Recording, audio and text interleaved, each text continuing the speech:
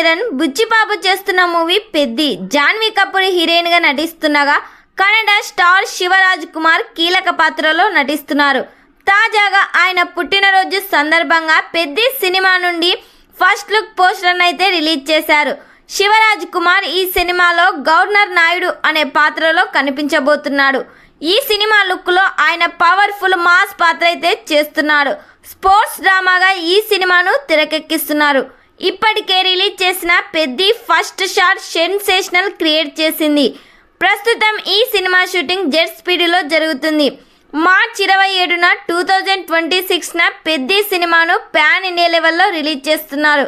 వీలైనంత త్వరగా shooting finish చేసేలా దూసుకుపోతున్నారు మూవీ మేకర్స్. బుచ్చిబాబు ఈ సినిమాను ఊహకందని విధంగా డిజైన్ చేసినట్లు మేకర్స్ అయితే తెలిపారు.